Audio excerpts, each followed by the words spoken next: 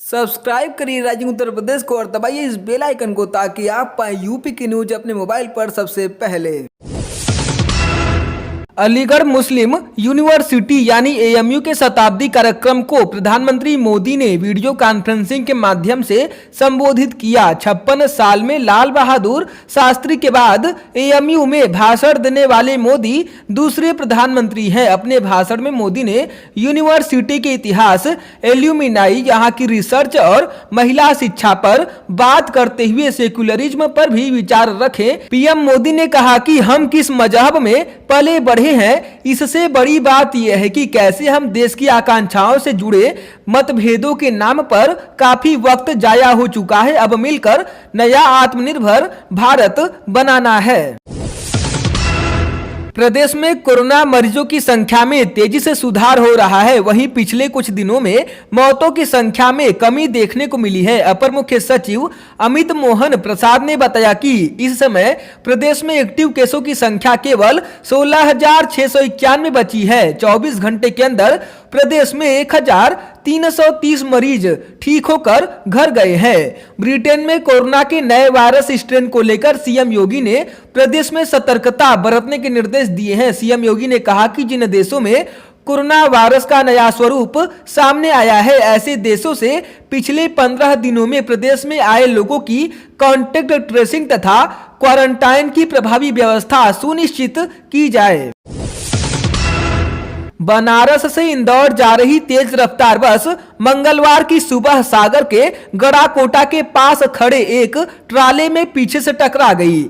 बस ट्राले में पिछले हिस्से में करीब 5 फीट अंदर तक घुस गई। इस हादसे में मौके पर ही 3 लोगों की मौत हो गई, जबकि 22 लोग घायल हैं। घायलों को तुरंत गड़ाकोटा के सामुदायिक स्वास्थ्य केंद्र लाया गया। वहां प्राथमिक उपचार के बाद सागर के जिला चिकित्सालय व बुंदेलखंड मेडिकल कॉलेज में भर्ती कराया गया है। प्रदेश में पूर्व प्रधानमंत्री चौधरी चरण सिंह की जयंती यानी आज के दिन किसान आंदोलन के समर्थन में कांग्रेस के कार्यकर्ता भाजपा के सांसद विधायक के आवास का घेराव करेगी।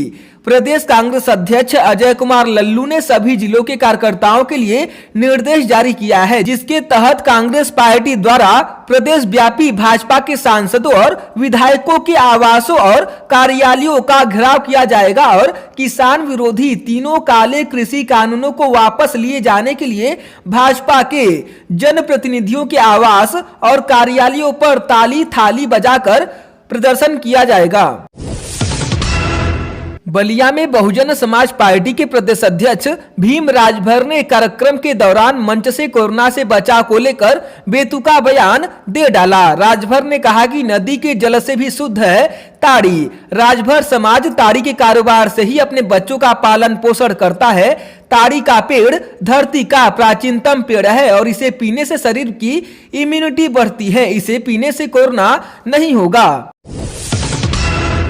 दिल्ली के उप मुख्यमंत्री मनीष सिसोदिया प्रदेश की राजधानी लखनऊ पहुंचे थे। उनका एयरपोर्ट पर प्रदेश प्रभारी संजय सिंह ने स्वागत किया। इसके बाद सिसोदिया वीवीआईपी गेस्ट हाउस रवाना हुए। इस दौरान मनीष ने कहा, मैंने कहा था कि लखनऊ आऊंगा तो आ गया हूं। योगी सरकार के मंत्री सिद्धार्थ नाथ सिंह खुली बहस के लिए जगह और समय बता दीजिए। दिल्ली के लोगों को 80% बिजली फ्री मिल रही है, जबकि यूपी में महंगी होती जा रही है।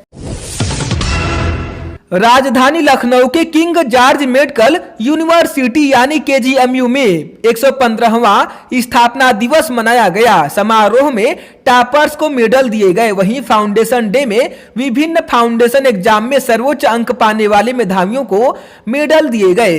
सर्वाधिक मेडल पर बेटियों का कब्जा रहा। समारोह के मुख्य अतिथि रक्षा मंत्री राजनाथ सिंह ने कहा कि रूस में बनी स्पुतनिक वैक्सीन जल्द भारत आ रही है। स्वदेशी वैक्सीन की भी तैयारी चल रही है। वायरस का नया स्ट्रेन बड़ा खतरा है। वायरस से जंग वैक्सीनेशन होने तक जारी रहेगी। ललितपुर जिले में वन्यजीव प्रेमियों ने कुएं में गिरे हिरन की जान बचा ली। यह मामला ब्लॉक महरौनी के धवारी गांव का है। यहां देर रात एक हिरन जंगल से भटककर आबादी में आ गया था। वह एक कुएं में गिर गया। सुबह लोगों ने उसकी आवाज सुनी तो बचाने के लिए कुएं में उतर गए। हिरन को रस्सी से बांधकर ऊपर खींच लिया गया। ग्राम प्रधान प्रतिनिधि ने वन विभाग को सूचना दी है। प्रदेश में अब पीसीएस चयन की तरह ही राजकीय इंटर कॉलेजों में प्रवक्ताओं की नियुक्ति होगी। इस पद के लिए साक्षात्कार नहीं होगा। अभ्यर्थियों को प्रारंभिक व मुख्य परीक्षा उत्तीर्ण करनी होगी। दोनों परीक्षाओं में उत्तीर्ण की मेरिट बनेगी और उसी से रिक्त पदों के सापेक्ष चयन होगा। उत्तर प्रदेश लोक सेवा आयोग ने वेबसाइट पर राजकीय इंटर कॉलेजों में 1473 प्रवक्ता भर्ती का विस्तृत विज्ञापन जारी कर दिया है। साथ ही ऑनलाइन आवेदन भी शुरू हो गए हैं। योगी सरकार राज्य के 7 पिछड़े जिलों के सरकारी कॉलेजों में दाखिला लेने वाले छात्रों को प्रीलोडेड अध्ययन सामग्री के साथ टैबलेट प्रदान करेगी। जिन जिलों में ये टैबलेट दिए जाएंगे उनमें श्रावस्ती, चंदौली, सोनभद्र, सिद्धार्थनगर, बलरामपुर, फतेहपुर और चित्रकूट शामिल है। इन टैबलेट को कॉलेज की लाइब्रेरी में रखा जाएगा और पुस्तकों की तरह छात्रों को जारी किए जाएंगे।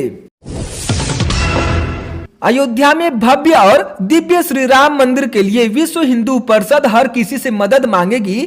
निधि समर्पण अभियान में कांग्रेस नेता राहुल गांधी के अलावा विपक्षी दलों के नेताओं से भी सहयोग मांगा जाएगा। यह जानकारी श्री राम जन्मभूमि तीर्थ क्षेत्र ट्रस्ट के महासचिव व हिंदू परिषद के राष्ट्रीय उपाध्यक्ष चंपत राय ने दी।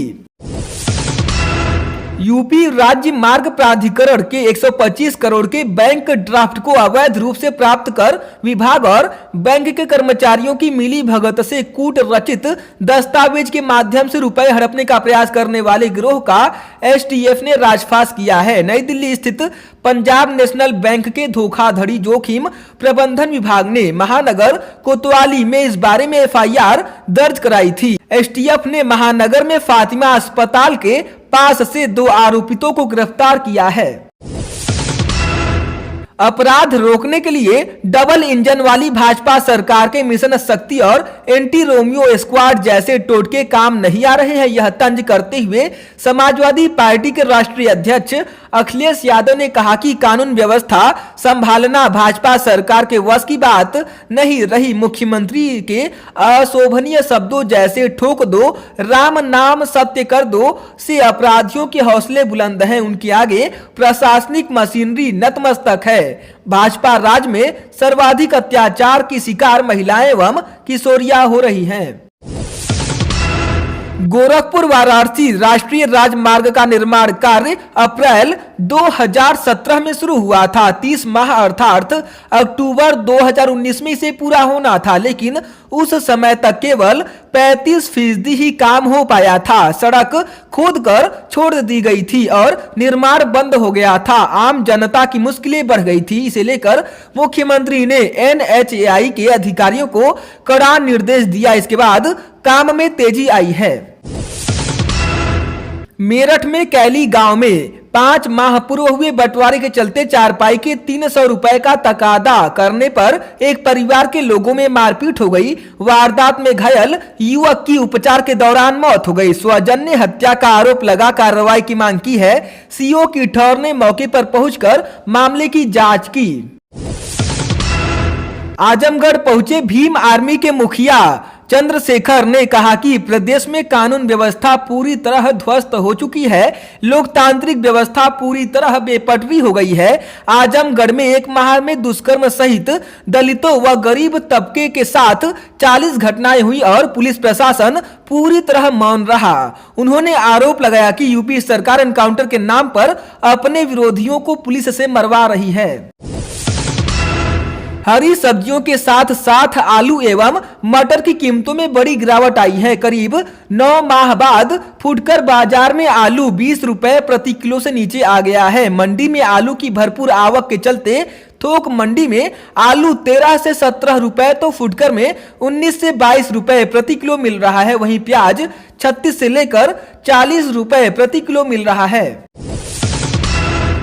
प्रतापगढ़ जिले में दोपहर शिक्षा विभाग के एक अधिकारी का घूस लेते रंगे हाथ पकड़े जाने का सनसनीखेज मामला सामने आया है। प्रयागराज विजिलेंस की टीम खंड शिक्षा अधिकारी सुशील कुमार कन्नौजिया को 10,000 रुपए घूस लेते हुए रंगे हाथों दबोच लिया। आरोपित खंड शिक्षा अधिकारी के खिलाफ कोराहौर थाने में मुकदमा दर्ज कर विधिक कार्रवाई की जा रही है।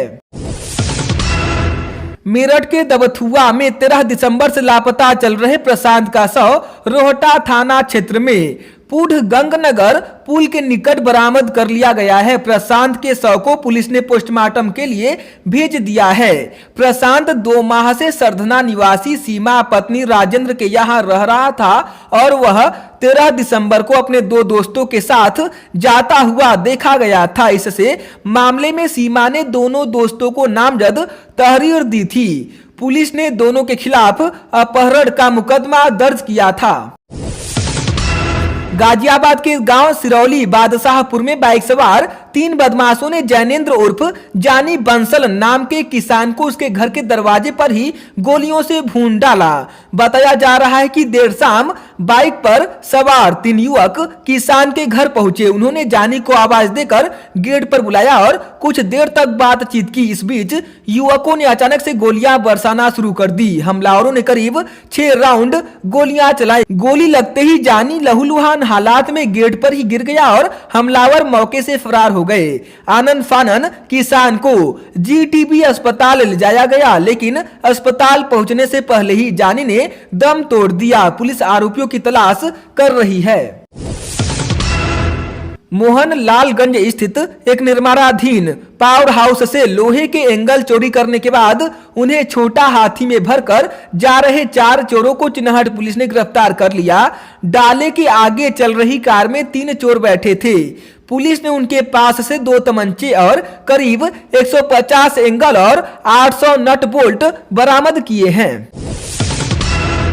नई शिक्षा नीति लागू होने के बाद से उच्च शिक्षा में बदलाव का क्रम जारी है। मुख्यमंत्री योगी आदित्यनाथ के निर्देश के बाद अब प्रदेश के तकनीकी संस्थानों में राज्य प्रवेश परीक्षा के बजाय जेईई मेंस से दाखिले लिए जाएंगे। वहीं प्रदेश के बी फार्मा कॉलेजों में दाखिले के लिए राष्ट्रीय स्तर पर पहली बार under graduate pharmacy aptitude test का आयोजन किया जाएगा। डॉक्टर एपीजे अब्दुल कलाम प्राविधिक विश्वविद्यालय के सुझाव के बाद नेशनल टेस्टिंग एजेंसी यानी एनटीए इसका आयोजन राष्ट्रीय स्तर पर कराएगा।